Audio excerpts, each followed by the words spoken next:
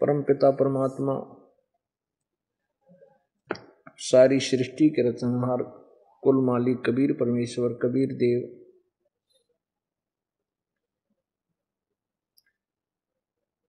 अपने तत्व ज्ञान को बताने के लिए स्वयं ही आते हैं, क्योंकि काल भगवान ने अपनी प्रेरणा से झूठे संत और गुरु बनाकर उनके द्वारा पूर्ण रूप से मानव समाज के अंदर अज्ञान फैला दिया गया होता है।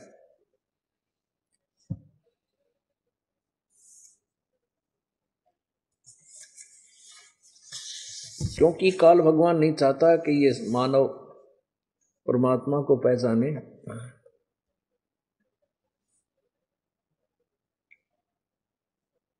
और ये कल्याण करवा के यहां से निकल ना जाए, तेरे जाल से बाहर ना हो जाए।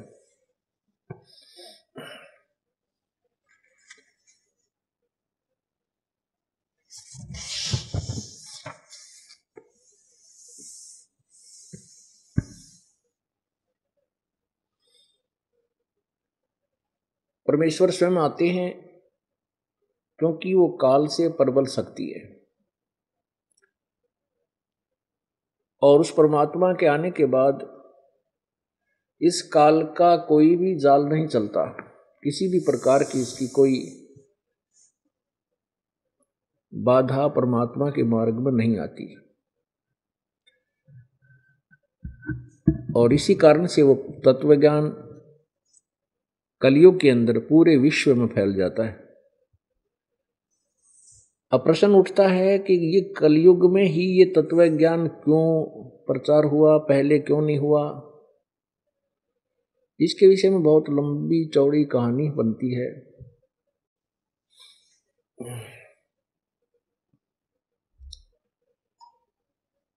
जैसे आपने सृष्टि रचना में सुना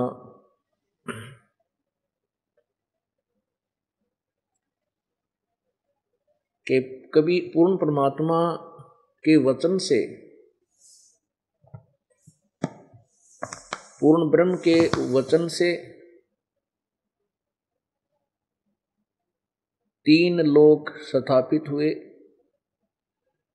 अनामी लोक पहले से था जिसमें परमात्मा विद्यमान थे।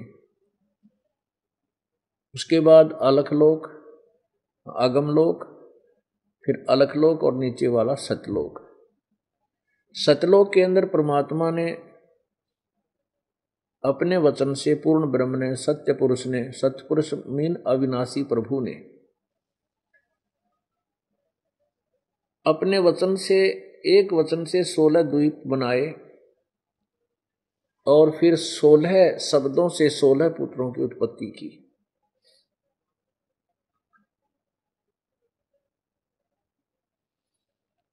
और प्रत्येक पुत्र को एक एक द्वीप में रहने की आज्ञा दे दी।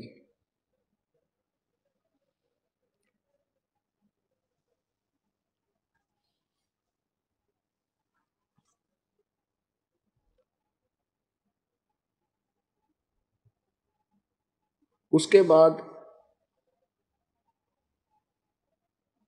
परमेश्वर ने अपने पुत्र अचिंत से कहा कि आप शेष रचना करो। अचिंत ने अपनी वचन शक्ति से अक्षर पुरुष की उत्पत्ति की। अक्षर पुरुष जिसको परब्रह्म भी कहते हैं। और उससे कहा कि तू मेरा सहयोग देना सृष्टि रचना में। उस सतलोक के अंदर परमात्मा ने एक मानसरोवर की भी रचना की। मानसरोवर एक बहुत बड़ा तालाब है जिसमें अमृत भरा हुआ है।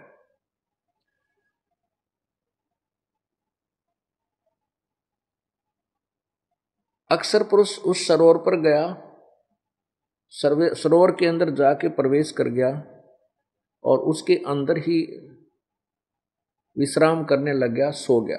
गहरे जल में जाकर सो गया, गहरी निद्रा में सो गया, बाहर नहीं आया।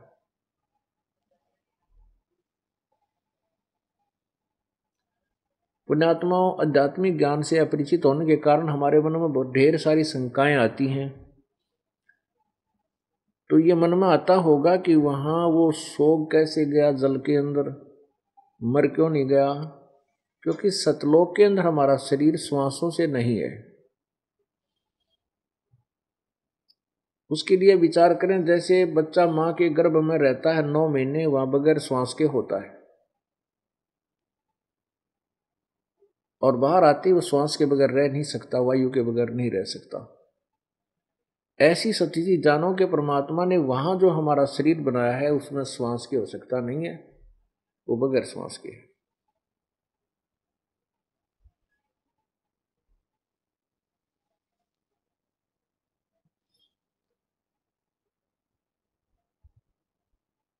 परमेश्वर ने एक लीला की, पूर्ण ब्रह्म ने, सत्य पुरुष ने उस सरोवर से एक थोड़ा सा जल लिया और उस जल से अपनी वचन शक्ति से एक अंडा बनाया, एग टाइप, और उसमें एक आत्मा प्रवेश कर दी अपने वचन से, और उस अंडे को उस जल में छोड़ दिया सरोवर में। वो सरोवर के अंदर, जल के अंदर वो अंडा गड़गड़ करता हुआ गया।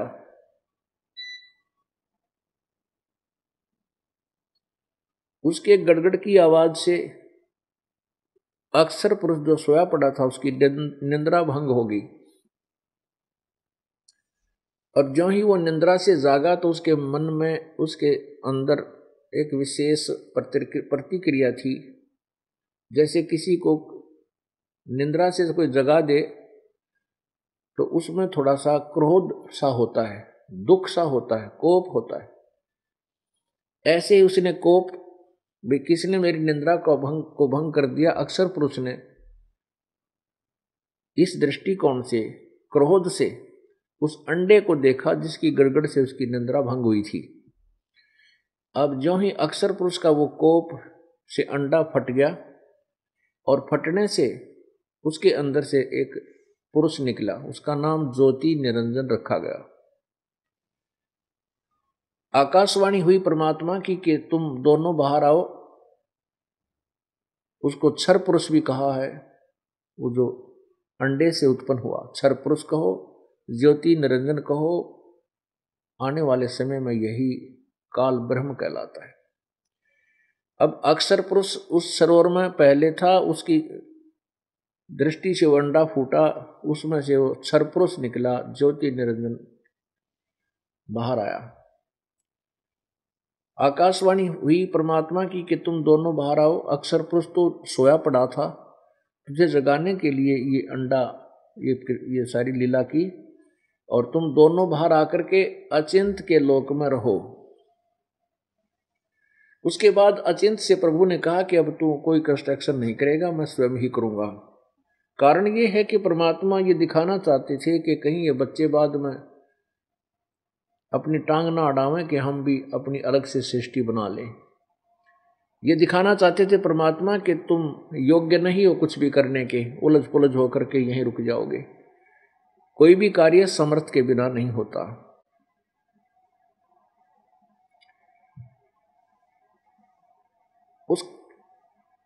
अब अचिंत के लोक में, अचिंत के द्वीप में, ये क्षर पुरुष और अक्षर पुरुष यानी ब्रह्म और परब्रह्म, ये तीनों रहने लग गए। उसके बाद कबीर परमेश्वर ने, पूर्ण ब्रह्म ने, सत्य पुरुष ने हम सभी आत्माओं की अपने वचन से हमारी उत्पत्ति कर दी। हम वहां पर मानव सदृश शरीर में थे, और हमारा एक तेज पुंज का शरीर था। ये 5 तत्वों से बनी हुई नाड़ी आदि के जोड़ जुगाड़ से यह नहीं बना था। हम वहां रहने लगे, वहां कोई दुख नहीं था। वो कितना सुखदाई स्थल है। शंखों लहर मेहर की उपजे, कहर नहीं जा कोई, दास गरीब अचल अविनाशी, सुख का सागर सोई। हम उस सुख सागर में, सतलोक में रहा करते थे। वहां कोई कष्ट नहीं था, कोई दुख नहीं था, कोई पीड़ा नहीं, कोई बीमारी नहीं, कोई टेंशन नहीं, केवल सुख ही सुख। सुख सागर माने समुद्र में, सागर के अंदर जैसे देखा जल ही जल, जल ही जल होता है, वह दूसरी वस्तु दिखाई नहीं देती। इसी प्रकार उस सतलोक के अंदर सुख ही सुख, सुख ही सुख, दुख नाम की चीज नहीं, हम वहां रहा करते। आपको ये दास अब सृष्टि रचना सुना रहा है जो परमात्मा ने यहां आकर बताई थी, उस परमेश्वर द्वारा बताएगी सृष्टि रचना को ये दास अपने शब्दों में उन्हीं के द्वारा दिए ज्ञान को आपको बता रहा है। कुछ समय के उपरांत इस ज्योति निरंजन जो क्षर पुरुष अंडे से निकला था, परमात्मा की सबद शक्ति से वो अंडा बना था, उसी का पुत्र कहलाया ज्योति निरंजन। उसके अंदर एक अच्छी सोच उपजी कि हमारे सब भाई 16 के 16 15 अलग अलग द्वीप में रह रहे हैं और हम एक द्वीप में 3 घुसेड़ रखे हैं। तो उसको पता चला भी ये कैसे अलग से शासन मिले, उसको पता चला कि तप से मिलेगा, तप से राज्य मिलता है। ज्योति निरंजन ने एक पैर पे खड़ा होकर 70 युग तक तप किया। जब उसने 70 युग तक तप किया कर लिया, तब परमेश्वर ने उससे पूछा कि ज्योति निरंजन तू क्या चाहता है, बोल, मांग ले जो मांगना तूने। उस ज्योति निरंजन अर्थात काल ने कहा कि प्रभु मुझे ये स्थान कम है, मुझे और स्थान अलग से दे दो। परमेश्वर ने उस क्षर पुरुष अर्थात काल ब्रह्म को 21 ब्रह्मांड दे दिए उसके 70 युग के तप के प्रतिफल में। और हम इसके जाल में कैसे फंसे, जब ये तप कर रहा था तो हम सभी आत्माएं इस ज्योति निरंजन के उस तप के उस पाखंड को देखकर इतने प्रभावित हो गए, ओहो देख कमाल कर दिया, एक पैर पकड़ा है, ओहो कितना कमाल है। हम उसके जाल में न्यों फंस गए। परमात्मा हमें आकाशवाणी से सावधान करते रहे कि बच्चों तुम इस नादान की नादानी को मत देखो, तुम अपने मस्त रहो। हम ऊपर से तो सावधान हो गए, लेकिन अंदर से उसकी तरफ हमने एक विशेष कसक बना ली। उस काल भगवान ने अर्थात ज्योति निरंजन ने 70 युग तप फिर किया। तब परमेश्वर ने पूछा भी और क्या चाहता है, तूने जो मांगे थे 21 ब्रह्मांड मैंने तेरे को दे दिए जो तेरे 70 युग के तप के बदले में थे। जैसे एक साहूकार पिता अपने पुत्र को 21 प्लाट दे दे खाली, कंस्ट्रक्शन ना हो, ऐसे ब्रह्मांड दे दिए। तो ज्योति निरंजन ने कहा कि परमात्मा मैं इसमें इन ब्रह्मांडों में कुछ कंस्ट्रक्शन करना चाहता हूँ, कुछ रचना करना चाहता हूँ, मुझे कुछ सामग्री दे दो। तब परमात्मा ने इसको 5 तत्व और 3 गुण दे दिए और कहा ले बेटा खेल खिलौना। तो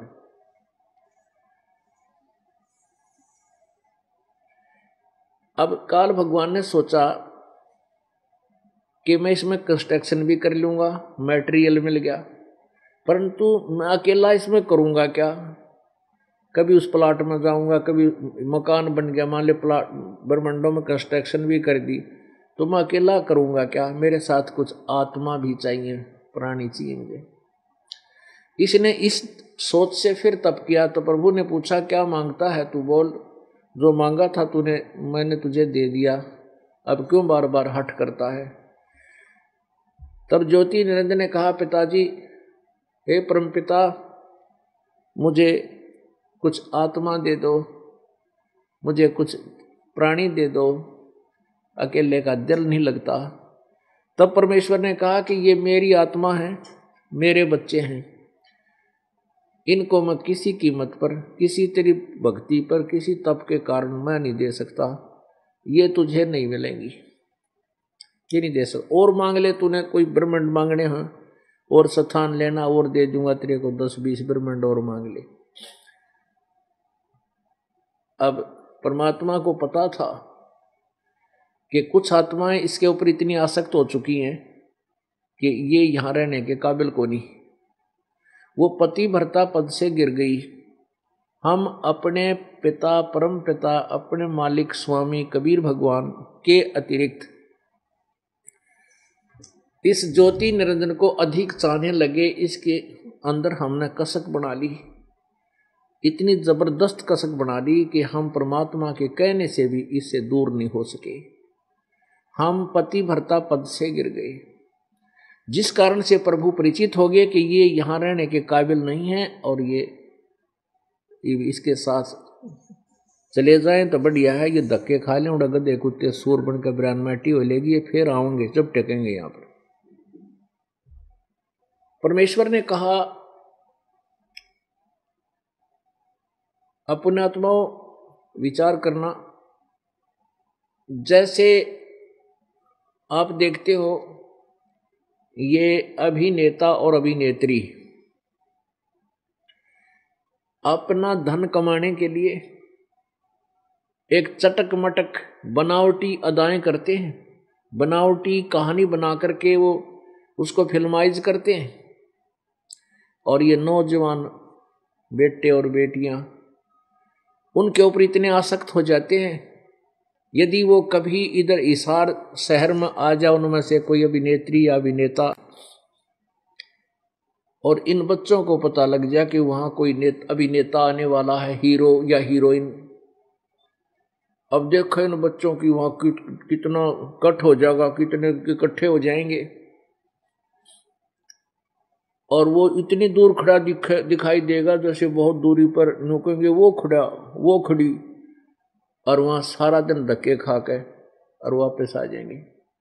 उससे कुछ लेना ना देना ना उससे कुछ लाभ होना, वो अपने उद्देश्य से धन कमाने के लिए चटक मटक कर रहे हैं। और ये नौजवान बच्चे व्यर्थ में उनके ऊपर आसक्त हो गए, कुछ उनसे हासिल होना नहीं। ये बीमारी अपने हम सभी को सतलोक में लगी थी। हम अपने परम पिता से विमुख होकर के इस ज्योति निरंजन के इस तप के ऊपर एक पैर पे खड़ा होकर इसने 70 युग और 64 युग 3 बार तप किया, और हम इस पर इतने आसक्त हो गए कि भगवान के कहे तो भी ना माने। तब परमेश्वर को पता चल गया था कि ये यहां रहने के योग्य नहीं रहे। उस समय परमात्मा ने कहा, ज्योति निरंजन ठीक है, एक शर्त से मैं तेरे साथ इनको भेज सकता हूं। यदि ये सब इच्छा से कोई जाना चाहे तो तेरे साथ जा सकता है, इन आत्माओं को मैं भेज सकता हूं। ज्योति निरंजन ने कहा, ठीक पिताजी, मैं पता कर लेता हूं। अब ज्योति निरंजन हमारे पास आया, आप जी के पास आया। अब ज्योति निरंजन ने हमारे से पूछा कि मैंने पिताजी से 21 ब्रह्मांड प्राप्त किए हैं और उसके अंदर कंस्ट्रक्शन करने की सामग्री प्राप्त की है।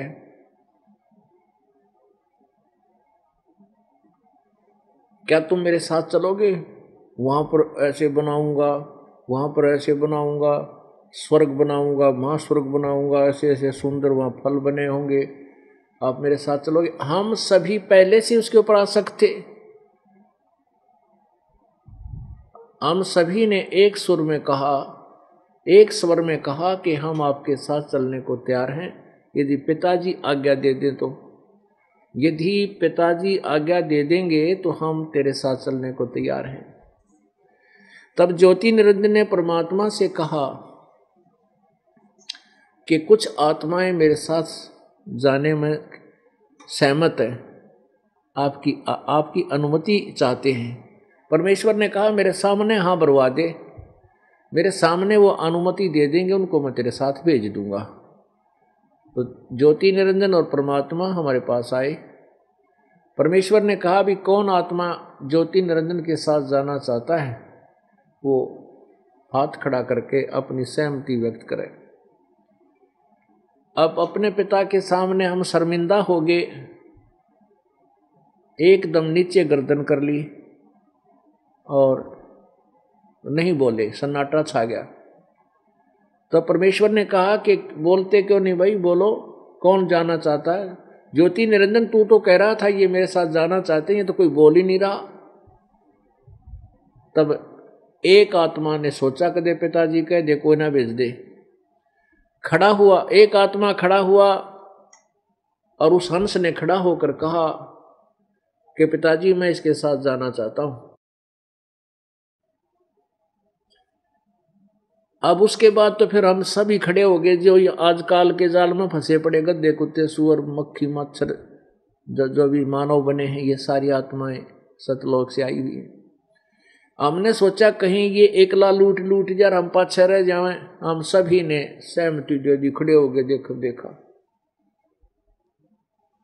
तब परमात्मा ने कहा ठीक है ज्योति निरंजन, जितनी भी आत्माओं ने तेरे साथ जाने की सहमति व्यक्त की है उनको मैंने अनुमति दे दी है, लेकिन इनको मैं अपने हिसाब से भेज दूंगा, ऐसे भेजना ठीक नहीं। आप जाओ। ज्योति निरंजन अपने 21 ब्रह्मांड ये पहले सतलोक में ही थे, वहां भेज दिया कि आप वहां जाओ। उसके बाद परमेश्वर ने क्या किया कि जो सबसे पहले सहमति व्यक्त की थी जिस आत्मा ने, उसका एक लड़की बना दिया अपने वचन से। उसके प्रजनन इंद्रिय नहीं लगाई थी।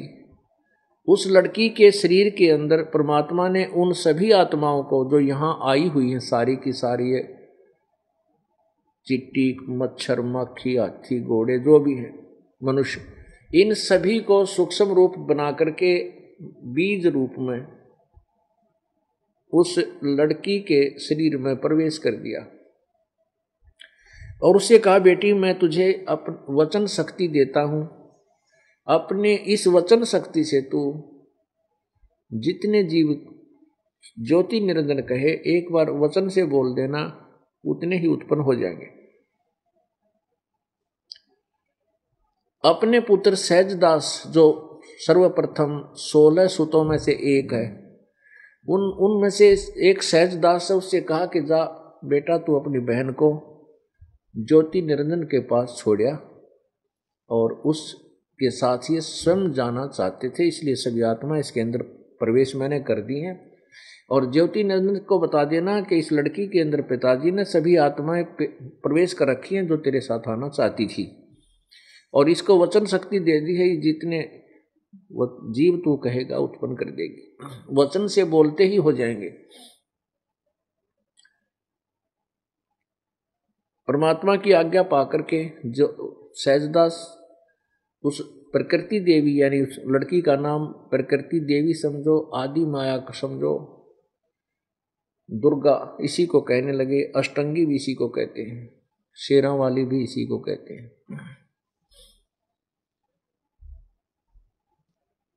इसको लेकर के सहजदास ज्योति निरंजन के पास गया। ज्योति निरंजन को सारी बातों से अवगत करा दिया कि पिताजी ने इस बहन के शरीर में सभी आत्माएं प्रवेश कर दिए, और वचन से ये जितने तो प्राणी कहेगा उत्पन्न कर दिया करेगी। ऐसा कहकर के ज्योति को सहजदास अपने द्वीप में अपने स्थान पर आ गया। अब युवती होने के कारण लड़की का रंग रूप निखरा हुआ था। परमात्मा यही देखना चाहता था ये कितना और गिर सकता है ज्योति निरंजन। तो उस लड़की के रूप को देख करके ज्योति निरंजन के मन में आत्मा में दोष उत्पन्न हुआ। उसने उस लड़की के साथ जबरदस्ती बलात्कार करना चाहा। लड़की ने कहा ज्योति निरंजन तू अब आंखें खोल, होश में आ, विचार कर, तू मेरा बड़ा भाई है क्योंकि हमसे पहले तू अंडे में परमात्मा की वचन शक्ति से उत्पन्न हुआ। उसी परमपिता की वचन शक्ति से मैं उत्पन्न हुई। तू मेरा बड़ा भाई है, मैं तेरी छोटी बहन हूं। ये मैथुन क्रिया बहन भाई का नहीं बनता, घोर पाप है। मेरे पास पिताजी की दी हुई वचन शक्ति है, तो जितने प्राणी कहेगा मैं उत्पन्न कर दूंगी। लेकिन ज्योति निरंजन के अंदर वासना इतनी प्रबल हो चुकी थी, उसने कोई आगा पीछा नहीं देखा, और बार बार लड़की के मना करने पर भी उसने उसके साथ बलात्कार की तरह अपनी चेष्टा की। तो लड़की समझ गई कि दुष्ट नहीं मानने वाला। लड़की ने सूक्ष्म रूप बनाया और सूक्ष्म रूप उसके मुख के माध्यम से पेट में पहुंच गई। सूक्ष्म रूप के द्वारा जो उसने बदतमीजी से मुंह खोला हुआ था, वहां से पुकार की परमपिता से कहा है पिताजी मेरी रक्षा करो, मेरे साथ ऐसे ऐसे इस ज्योति निरंजन ने दुष्टता की, मैंने अपनी इज्जत की रक्षा करने के लिए इसके पेट में शरण ली है, मुझे बाहर निकालो, मुझे छुड़वाओ इसके बंध से। अब परमात्मा को पता चल गया, पता तो था मालिक को पहले भी कि अब कर दी उसने लीला शुरू, अब देख इनकी के बिरानमेटी होगी, जब तक मान्य नहीं, अब मैं वचन दे चुका हूं, अब मैं वापस ऐसे नहीं ले सकता। तो परमात्मा अपने ही पुत्र जोगजीत के रूप में वहां प्रकट हुआ और ज्योति निरंजन से कहा कि ज्योति निरंजन सुन ले आज्ञा परमपिता की, आज से तू, तेरा नाम काल होगा, आज से तुझे एक श्राप लग गया है, तूने ये जुल्म किया ऐसे सच्चे लोक में, जो दुष्टता तूने इस बहन के साथ करनी चाहिए, इस लड़की के साथ, तुझे श्राप लग गया है कि 1,00,000 मानव शरीरधारी प्राणियों का तू निताहार करा करेगा और 1,25,000 की उत्पत्ति प्रतिदिन करेगा। और आज से तुम्हें यहां से निष्कासित किया जाता है, अपने 21 ब्रह्मांड लेकर के तू यहां से निकल जा, आज के बाद यहां शक्ल मत दिखाना। उस लड़की को उस काल के ब्रह्म के शरीर से बाहर निकाला, उन दोनों को आदेश दे दिया कि तुम निकल जाओ यहां से, क्योंकि तुम दोनों ने ही यहां पर बकवाद की है।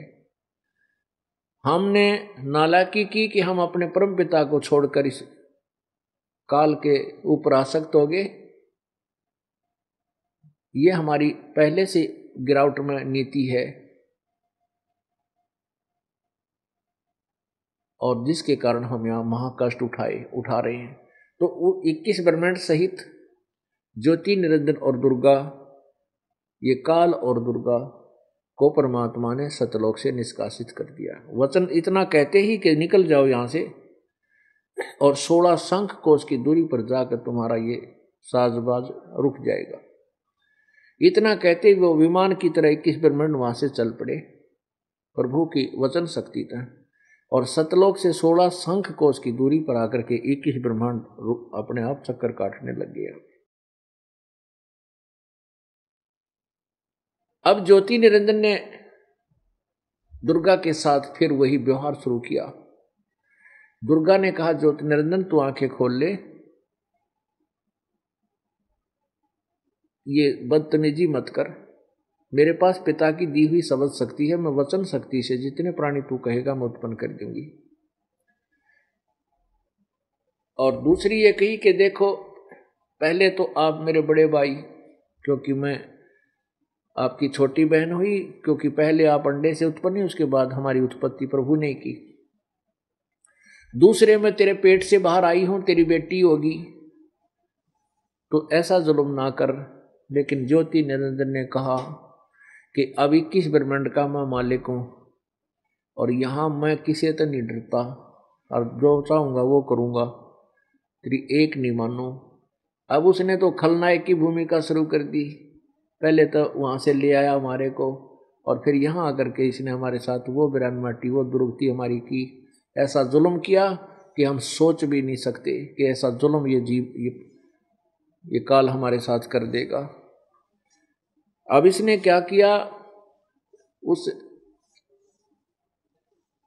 लड़की प्रकृति देवी को प्रजनन इंद्री बनाई अपने नाखूनों से, और उसके साथ विलास करके 3 पुत्र उत्पन्न किए। बड़े का नाम ब्रह्मा, दूसरे का नाम विष्णु, तीसरे का नाम शंकर रखा। पुण्यात्माओं, ये जो मौखिक कथा आपको सुनाई है, सृष्टि रचना, ये यथार्थ है, ये सत्य है। और वो श्रद्धालु जिन्होंने पहली बार ये कथा सुनी होगी, को सुनने को मिली है, तो ऐसे लगेगा जैसे ये दंत कथा सुना दी संत ने और ये कोरी बकवाद है। नहीं, इसमें एक भी शब्द कच्चा नहीं है, 100 की 100 100% सत्य है। लेकिन हमने ये ज्ञान कभी सुना नहीं, इसलिए हम अपने अज्ञान की तराजू में तोलते हैं, जिससे हमारा जो तोलने का जो बट्टे हैं, वेट हैं, वो व्यर्थ हैं, वो गलत है। अब हमने इस तत्व ज्ञान को सदग्रंथों वाले वट्टे से तोलना पड़ेगा, और फिर देखियो खरे पाओगे। ये ज्ञान परमात्मा ने 600 वर्ष पहले सुनाया था, जब वो काशी में जुलाहे की भूमिका करने आए थे, धानक की भूमिका करने आए थे। उसमें उन्होंने तत्वदर्शी संत की भूमिका की और उस तत्वदर्शी संत रूप में उन्होंने अपने मुखारविंद से जो वाणी, जो तत्वज्ञान उच्चारण किया वो लिपिबद्ध है। कबीर सागर, कबीर शब्दावली और कबीर दोहाली, कबीर साखियां आदि नाम से पुस्तकों में वो लिपिबद्ध है। उन्हीं में से ये दास आपको सुना रहा है। अब ये मौखिक सुनाया आपको। उसके बाद क्या किया कि दुर्गा ने अब काल ने तीनों पुत्रों को जो दुर्गा के संयोग से उसने उत्पन्न किए पति पत्नी रूप में, ब्रह्मा को रजगुण युक्त उत्पन्न किया, विष्णु को सतगुण युक्त और शंकर जी को, शिव जी को उसने तमोगुण युक्त किया।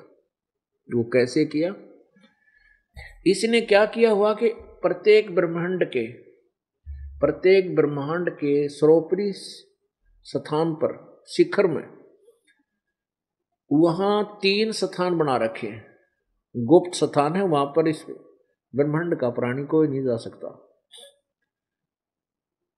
उसके वो जिसको चाहे वही उस स्थान को दूर से दिखा सकता है और उसको ये भी क्लियर नहीं होने देता ये है कौन सा स्थान है, यो के सांग है। उसने क्या किया हुआ कि वहां पर 3 स्थान बना रखे हैं। एक रजोगुण प्रधान, एक रजोगुण प्रधान, एक सतोगुण प्रधान अक्षेत्र, एक तमोगुण प्रधान अक्षेत्र। वो कैसे? जैसे किसी मकान में 3 कमरे हों, 3 कक्ष हों, एक कक्ष में साधु संत फकीरों के चित्र लगा रखे हों, तो जब हम उस कक्ष में जाते हैं, वहां बैठते हैं, उन महापुरुषों के चित्र देखते हैं, उनके चरित्र से हम परिचित होते हैं, उनकी जीवनी से हम परिचित होते हैं, उनके स्वभाव से हम परिचित होते हैं, उनके ज्ञान को हमने सुना होता है, वो ऐसे महापुरुष थे। तो उनको देखकर हमारे मन में एकदम एक सद्विचार उत्पन्न प्रारंभ हो जाते हैं। सारे अच्छे अच्छे विचार उत्पन्न होते हैं, परमात्मा में श्रद्धा बढ़ने लग जाती है। और दूसरे कक्ष में ये व्यर्थ की तस्वीरें लगा रखी हैं, जैसे लड़कियों की अश्लील चित्र लगा रखे हों। वहां जाते ही मन में अपने आप बकवाद शुरू हो जाएंगी, अपने आप बिना सोचे, ऐसे देखते ही बकवादें मन में न चाहते हुए आने लग जाएंगी। और जब तक उस कक्ष में रहेंगे कोरी बकवाद मन में आएंगी। ऐसे ही तीसरा कक्ष है जिसमें देशभक्त और शहीदों के चित्र लगे हों। उसमें जाते अपने आप शरीर में एक अलग से प्रक्रिया हो जाएगी, खून खोलने लग जाएगा। उनके विचार सुन करके एकदम उसी प्रकार का भाव हमारा बन जाता है। ऐसे ही काल भगवान ने एक रजोगुण प्रधान क्षेत्र बना रखा है, एक सतोगुण प्रधान और एक तमोगुण प्रधान। जब रजोगुण प्रधान क्षेत्र में ये काल भगवान यानी ज्योति निरंजन और ये दुर्गा प्रकृति देवी जब वहां रहते हैं रजोगुण प्रधान क्षेत्र में, उस कमरे में, तो वहां इनका एक ऐसा स्वभाव बना रहता है, रजोगुण में रहते हैं ये। और उस दौरान जो पुत्र उत्पन्न होता है उसका नाम ब्रह्मा रख देते हैं और वो लड़का रजोगुण से प्रभावित होता है, रजोगुण युक्त होता है, रजगुण ब्रह्मा बन जाता है। उसके बाद इस ब्रह्मा को अचेत कर देते हैं छोटी ही आयु में, और जैसे कोमा में रखते हैं और इसको अपनी परवरिश जारी रखते हैं। जब ये युवा हो जाता है तो इसको कमल के फूल पर बैठाकर सचेत कर देते हैं। इसको खुद नहीं मालूम होता मैं कितना पैदा हुआ हूं, मेरा पिता कौन है, मैं कितना आ गया। ऐसे ही सतोगुण प्रधान क्षेत्र में ये दोनों रहते हैं, कौन? प्रकृति और ये काल भगवान ब्रह्म ज्योति निरंजन ये दुर्गा। और वहां जो पति पत्नी व्यवहार से ये पुत्र उत्पन्न करते हैं वो सतोगुण युक्त हो जाता है। उसको भी बालकपन में ही अचेत कर देते हैं। जब ये समझने योग्य होता है उसको अचेत कर देते हैं और शेषनाग की सैया पर इसको गहरी निंद्रा में डाल देते हैं। जब युवा होता है तो उसमें से वो उसको सचेत कर देते हैं। विष्णु को नहीं पता मुझे उत्पन्न करने वाला कौन है। ऐसी जाल साजी से इसने सारा साजबाज काल में अपना चला रखा है। उसके बाद तीसरा जो तमोगुण प्रधान क्षेत्र में, वहां पर ये दुर्गा, प्रकृति और ये काल अर्थात ज्योति निरंजन, ये ब्रह्म, इनके संयोग से जो उत्पन्न वहां रहते हुए जो पुत्र उत्पन्न होता है वो तमोगुण युक्त हो जाता है, उसमें ऑटोमेटिकली तमोगुण हो जाता है और उसका नाम ये शिव रख देते हैं, शंकर रख देते हैं। और फिर युवा होने पर छोटी उम्र से उसको बेहोश कर देते हैं और युवा होने पर सचेत कर देते हैं। उसके बाद ये तीनों इकट्ठे होते हैं, इनको इकट्ठे कर देता है। फिर इनको आज्ञा दी जाती है कि तुम एक तीनों मिलकर के सृष्टि प्रारंभ करो। ब्रह्मा जीवों की उत्पत्ति करे, क्योंकि इसमें रजोगुण है। रजोगुण के प्रभाव से सभी प्राणी इतने प्रभावित हो जाते हैं, जैसे किसी ने घुटी ला ली, शराब पी ली, शराब पीते चक्कर बन जाएगा, गतिविधि उसकी न्यारी हो जाएगी। ऐसे ही प्राणी जब रजोगुण से युक्त होता है, रजोगुण का दबाव बढ़ जाता है, कोरी बकवाद सोचने लग जाता है और इतना प्रभावित हो जाता है कि फिर वो संतान उत्पत्ति करता है। हर प्राणी की यही स्थिति है, चाहे वो पशु है, पक्षी है, चाहे नर है, मनुष्य है, चाहे देव है। उसके बाद सतोगुण प्रधान जो भगवान विष्णु को कहा कि तू तेरे से सतिथि होगी, क्योंकि उसके अंदर तो सतोगुण भर दिया। अब सतिथि उसके गुण के प्रभाव से हम एक दूसरे में मोह ममता, प्यार, पोता पोतियों में, बेटा बेटियों में, कार कोठियों में, ये जो ममता जो जकड़े पड़े हम, ये सतोगुण के दबाव से, जीव के बस की बात नहीं, इससे हट जा। ये तो परमात्मा का एंटीबायोटिक, ये ज्ञान, ये भक्ति, ये गोलियां, टैबलेट आप खाओगे, नो मुट्ठी भर भर कर गप्पे गल्ले मारोगे, यानी अत्यधिक साधना करोगे, तब जाकर ये आपके अंदर से निष्क्रिय होगी सारे कर्म। ऐसे ही तमोगुण शंकर से को ड्यूटी दे रखी है कि तू इन सबका संहार कर। उसके बाद जब इन तीनों पुत्रों को उत्पन्न कर दिया, फिर काल भगवान ने कहा,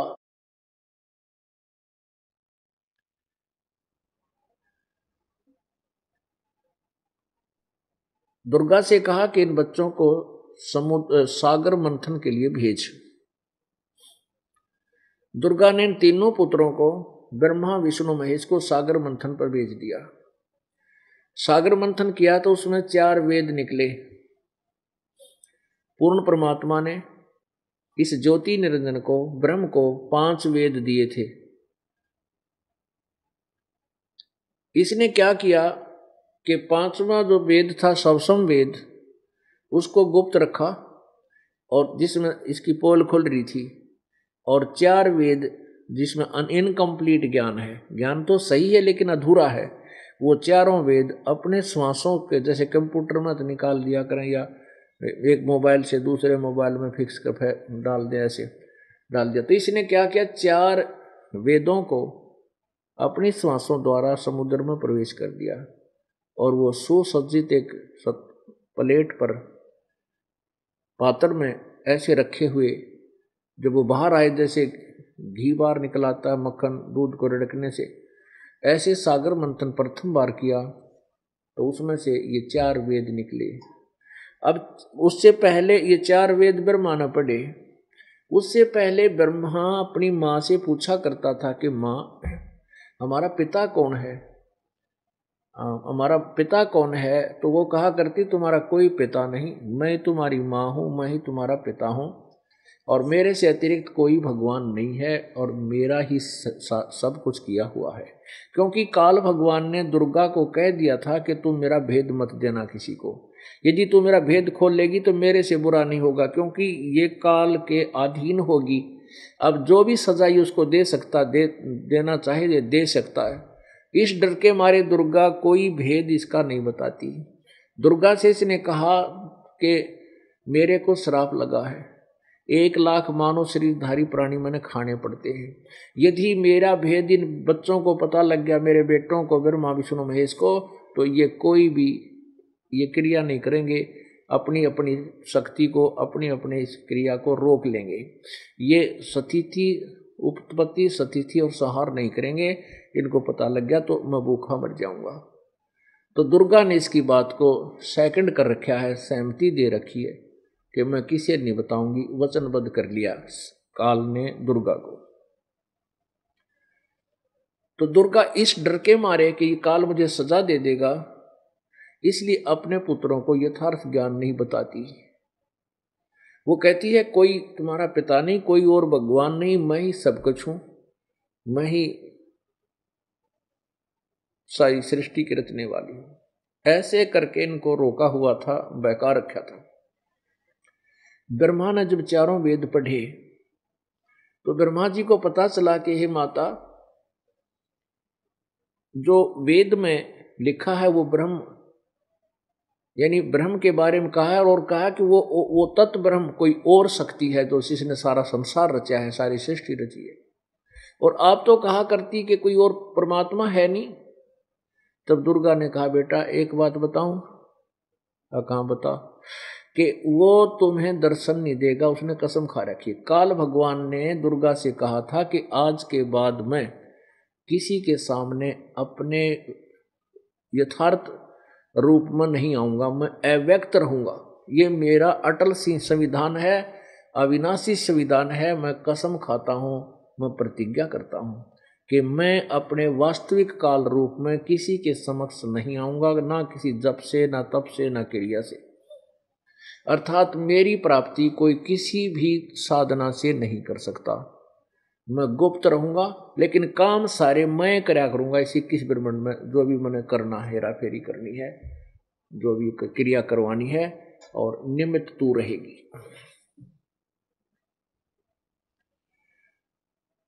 अब पहले ये दुर्गा कहा करती थी कि मैं तुम्हारा कोई पिता नहीं है, मैं ही हूं।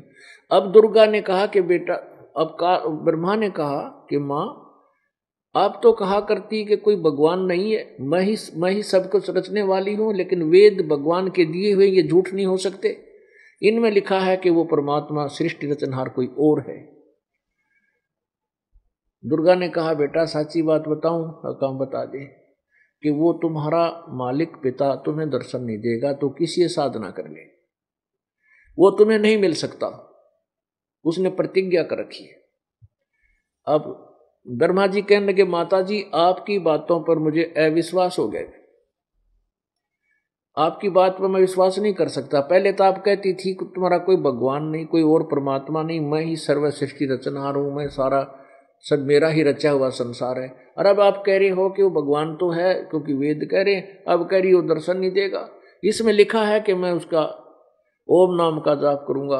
और उधर से काल भगवान ने, जब ये ब्रह्मा कमल के फूल पर बैठा था और इसने देखा मैं कहां से उत्पन्न हो गया, कोई जल ही जल है, दूसरी वस्तु नहीं। तब काल ने कहा था तप करो तप करो, आकाशवाणी कर दी, तो इसने तप किया था 1000 वर्ष तक। तो वो आकाशवाणी याद आएगी इसके। ओम का नाम तो लिखा ही वेदों में, यजुर्वेद अध्याय नंबर 40 के श्लोक मंत्र नंबर 15 में कहा है, ओम कर्तुम समर और कुलियम समर। ओम नाम का जाप काम करते करते सुमन कर, और विशेष कसक के साथ सुमन कर, और मनुष्य जन्म का प्रथम कर्तव्य जान करके ओम नाम का जाप करो, जिससे तुम्हारा जब शरीर अंत होगा तुम ओम नाम से होने वाली जो गति है उतनी साधना, उतना अमरता प्राप्त कर लोगे। ओम कर्तु समर, कर्तुम समर और किलियम समर, उसका अर्थ बनता है कि विशेष कसक के साथ सुमन करो, काम करते करते सुमन करो, और मनुष्य जीवन का प्रथम कर्तव्य समझकर ओम नाम का जाप। ऐसे उसने ओम नाम तो वेदों से ले लिया, और वो आकाशवाणी का जो वर्मित ज्ञान था वो आकाशवाणी से ले लिया, तो इसलिए उसने, इसलिए ब्रह्मा ने अपनी मां से कहा कि वेदों में लिखा है कि ओम नाम के जाप से परमात्मा की मैं प्राप्ति करूंगा, ध्यान तप करूंगा, साधना करूंगा। तो दुर्गा ने कहा भाई कुछ ना मिल रहा, तने क्यों डले डोए, मान जा मेरी बात। हट करके वो चल पड़ा। दुर्गा ने कहा कि यदि तुझे तेरा पिता ने दर्शन नहीं दिए, अर्थात तुझे तेरा भगवान नहीं मिला, तो क्या करेगा? ब्रह्मा ने कहा मैं आपको शकल नहीं दिखाऊंगा, मैं दोबारा आके तेरे दर्शन नहीं करूंगा, कहीं खत्म हो जाऊंगा। ये प्रतिज्ञा करके घर से निकल गया। 4 युग तक तप करता रहा, मेडिटेशन ध्यान करता रहा। अब ओम नाम का जाप तो थोड़ी देर जाप हुआ, फिर तो मेडिटेशन जब समाधि लग जाए तो ऊपर की मेरी बकवास दिखाई देती है। तो ऐसे उसने 4 युग तक तप किया, मेडिटेशन किया, किसने? ब्रह्मा ने। लेकिन कोई उपलब्धि नहीं हुई, कोई दर्शन नहीं हुए। उधर से काल ने दुर्गा से कहा कि तू सृष्टि क्यों नहीं रचवाती, इन पुत्रों से कहे कि ये अपना कार्य शुरू करें। दुर्गा ने कहा कि तेरा जेठा बेटा, तेरा ज्येष्ठ पुत्र ब्रह्मा तेरी प्राप्ति के लिए हट करके और बाहर गया हुआ है और वो समाधि लगाए बैठा है, वो अभ्यासरत है। काल ने कहा कि मैं किसी को दर्शन नहीं दूंगा, उसको वापस बुला ले और सृष्टि प्रारंभ करवा दे, ये उत्पत्ति जीवों की उत्पत्ति प्रारंभ करा दे। दुर्गा ने अपनी वचन शक्ति से एक लड़की उत्पन्न की, उसका नाम गायत्री रखा। उससे कहा कि बेटी तू जा और वहां ब्रह्मा तेरा भाई गया हुआ है, उसको जाकर के उसके चरण स्पर्श करना। चरण स्पर्श करते उसकी समाधि टूट जाएगी, और जब वो समाधि टूट जाए, वो सामने तेरे से बात करे, उसको कहना कि आपको माता ने याद किया है, तेरे बिना सृष्टि कर्म अधूरा है, आप चलिए, आपको बुलाने आई हूं। अब गायत्री ने जाते ही उसके चरण स्पर्श किए। चरण स्पर्श करते ही ब्रह्मा की समाधि खंड होगी। उसने सामने देखा और कहा कि तू कौन उल्टा आ गई है, मेरे धर्म को भंग करने के लिए, मेरे तप को खंड करने के लिए आई है, मैं तुझे श्राप देता हूं। तब उस लड़की ने कहा कि ब्रह्मा मेरी बात सुन ले, बाद में श्राप देना, मेरा दोष नहीं है, मैं माँ ने भेजी हूँ, मैं उन्हीं की शब्द शक्ति से उत्पन्न हुई हूँ और आपको बुलाने के लिए उनके आदेश से मैं तेरे पास आई हूँ। आपके बिना सृष्टि क्रम अधूरा है, आपके बिना वो कार्य शुरू नहीं हो रहा, आपको माँ ने बुलाया। अब ब्रह्मा ने कहा कि गायत्री अब मैं कैसे चलूँ माँ के पास, वहाँ तो मैं कह के आया हूँ कि यदि मुझे परमात्मा नहीं मिला मैं तेरे दर्शन नहीं करूँगा, अर्थात लौट कर नहीं आऊँगा। मैंने 4 युग हो गए साधना करते ने, लेकिन मुझे परमात्मा की प्राप्ति नहीं हुई, मुझे ब्रह्म के दर्शन नहीं हुए, साक्षात्कार नहीं हुआ।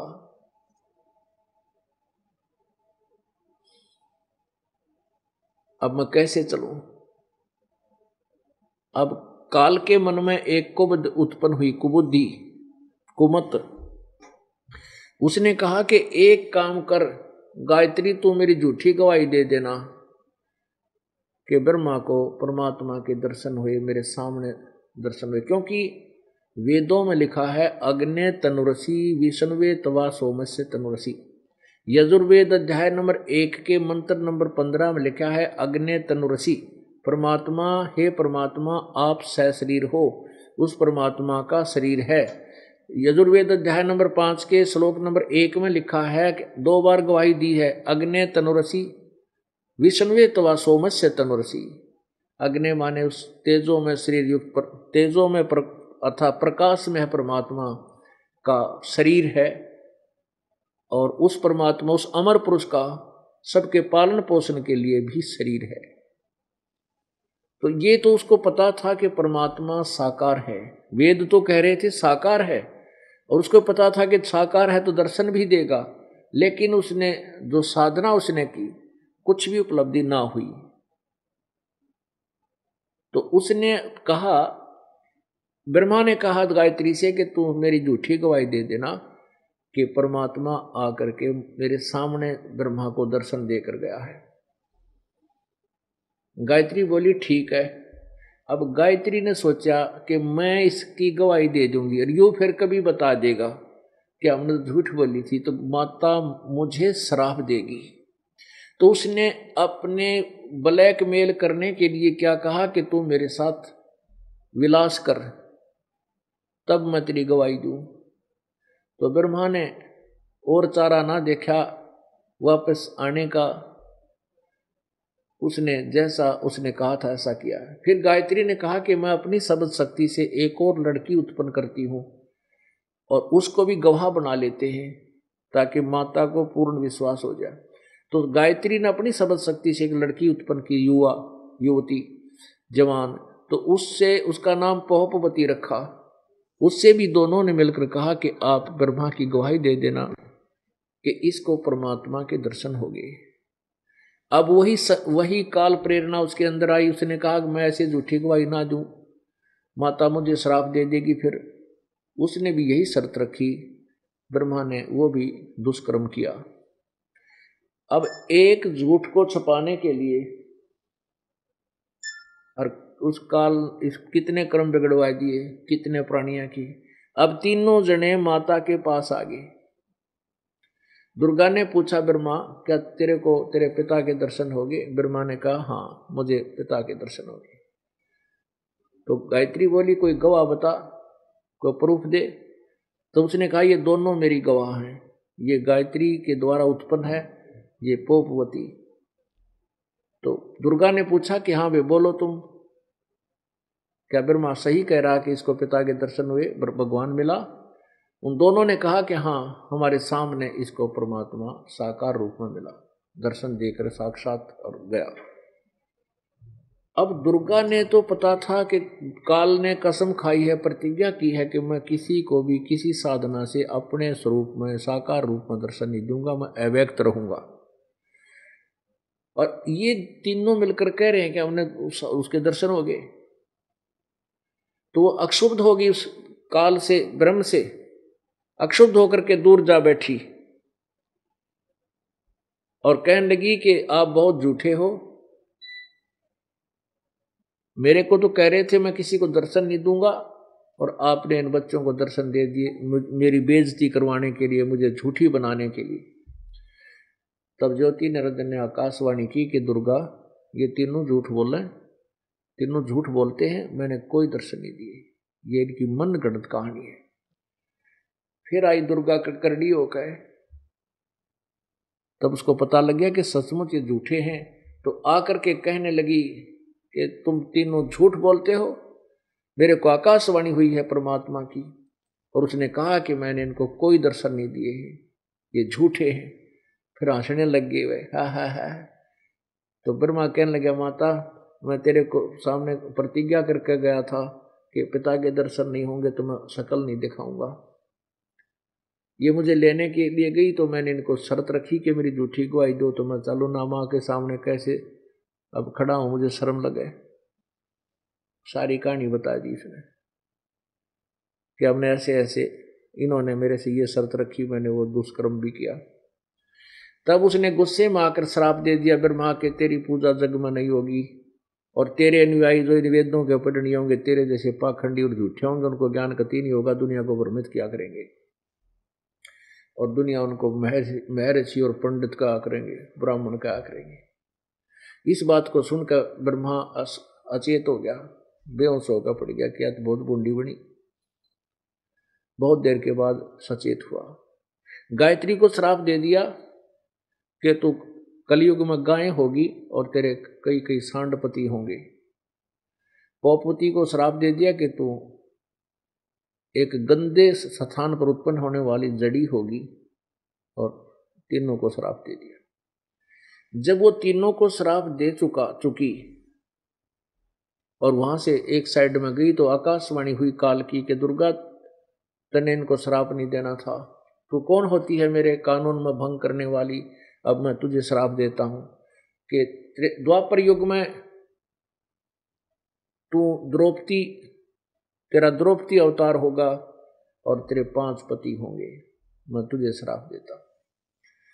अब दुर्गा ने कहा कि ज्योति निरंजन अब मैं तेरे वश होगी, अपने पैर पर आपको आड़ा मार लिया मैंने, अपने पिता को छोड़कर मैं तेरे साथ आ गई। अब तू जितना नाच नचाना चाहता है नचा ले मेरे को। बच्चा ने गलती की, मैंने इनको थोड़ा दंड भी दे दिया तो के बुरा कर दिया, आज तूने मुझे दंड दे दिया। तो काल ने कहा कि तू मेरे कार्य में कोई भंग नहीं कर सकती, कोई बाधा नहीं डाल सकती। अब जो जैसा मेरा एक नियम है, जो किसी को दुख देगा तो उसको मैं सजा मैं भी दूंगा, क्योंकि मैंने भी उस परम पिता को हिसाब देना है। ये ज्योति निरंजन ने कहा। दुर्गा विष्णु के पास आई और विष्णु से कहा, बेटा तू भी ट्राई कर ले अपने पिता को पाने की, कहते फिर बीच में समाधि लाला बैठो।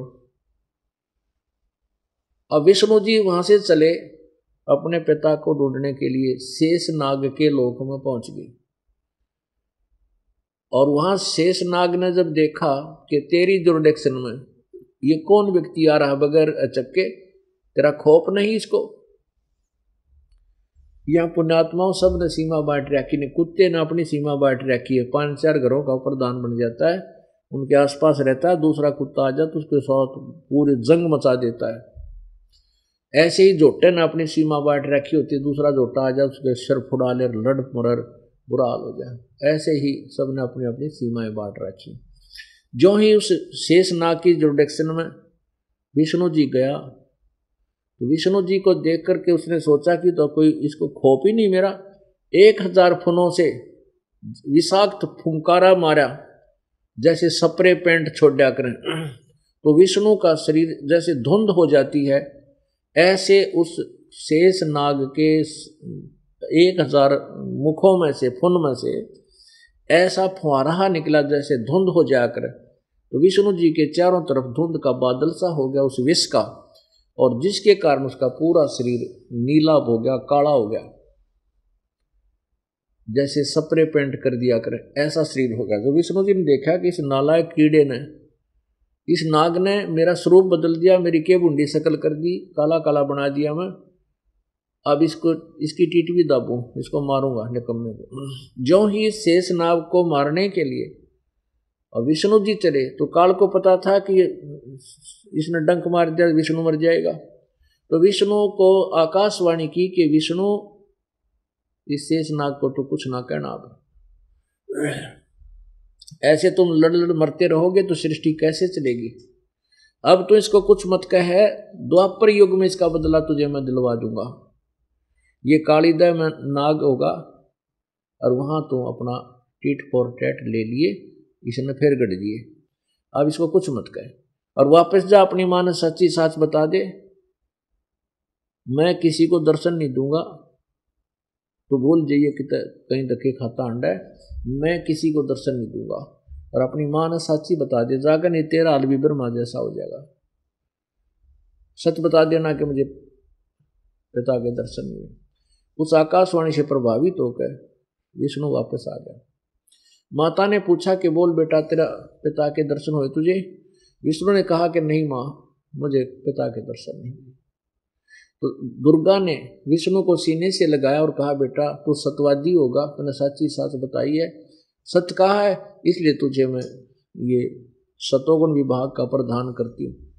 और फिर उसको बहकाने के लिए दुर्गा ने क्या कहा कि बेटा अब मैं तुझे अपनी इच्छा से तेरे पिता के दर्शन कराती हूँ, ले समाधि ला और ऐसे देख, नीचे कमलों में से होता हुआ चल, ऊपर देख, सहस्रार कमल में 1000 ज्योतियां का प्रकाश तुझे दिखाई दिया, अखा माता दिया। ये है तेरे पिता का दर्शन, ये ज्योत स्वरूप ही है, बस प्रकाश ही प्रकाश है। ब्रह्मा कूदता, विष्णु कूदता, फिर मैंने भगवान के दर्शन हो गए। वो प्रचार इसने शुरू कर दिया कि सहस्रार कमल में केवल ज्योतियां दिखती हैं, वो भगवान ब्रह्म का यानी स्वरूप है। पुण्यात्माओं, उसके बाद ये दुर्गा शंकर जी के पास गई, तमोगुण भगवान के पास। उससे कहा, बेटा तेरे 2 भाइयों ने तो कोशिश कर ली, पिता के दर्शन हुए नहीं, अब तू भी ट्राई कर ले, कदे बाद में समाधि ला बैठा भगवान के पाने के लिए, को सृष्टि कर तू बाधा करो। अब शंकर भगवान सियाना निकला, समझदार निकले। उसने कहा, माता जब मेरे 2 भाइयों को परमात्मा नहीं मिला, उन्हें खूब साधना की, कुछ भी किया, तो मैं क्या उम्मीद रखूं मुझे दर्शन हो जाएंगे? मैं तो ट्राई ये नहीं करता। मुझे एक वरदान दे दे माता कि मैं अमर हो जाऊं, मेरी मृत्यु कभी ना हो। मुझे सिर्फ इतना वरदान दे दे। तब दुर्गा ने कहा बेटा ये मेरी पावर से बाहर है। इस लोक में 21 ब्रह्मांड में जो जन्म लेगा उसकी मृत्यु जरूर होगी, यहाँ का अटल विधान है।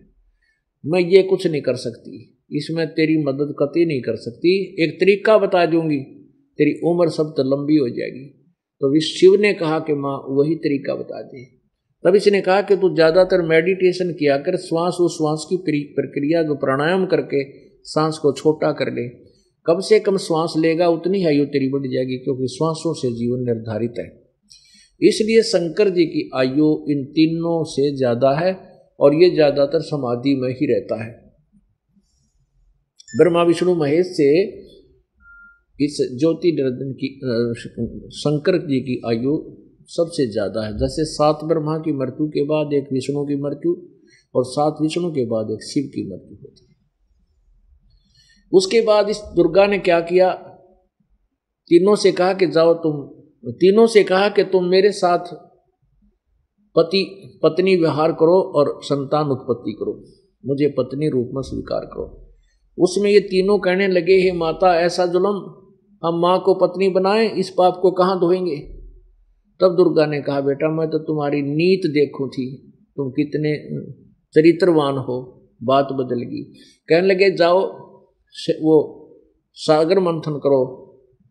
दुर्गा ने अपने शब्द शक्ति से 3 लड़कियां उत्पन्न की और उनको समुद्र में छुपा दिया और उनसे कहा कि जो वस्तु तुम्हें पहले मिले उसको अलग पहचान रखना, जो दूसरे को मिले दूसरी मिले, तीसरी मिले, 3 मिलेंगी। तो दूसरी बार सागर मंथन किया, 3 लड़कियां निकली जवान, उन तीनों को अलग अलग ले आए। दुर्गा ने कहा, उन्होंने बताया कि माँ ये पहले निकली या दूसरे नंबर पर या तीसरे पर।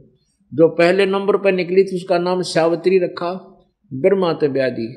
दूसरी बार निकली थी उसका नाम लक्ष्मी रखा, विष्णु से शादी उसका विवाह कर दिया। और तीसरी का नाम उमा रखा और वो शंकर से ब्याह दी।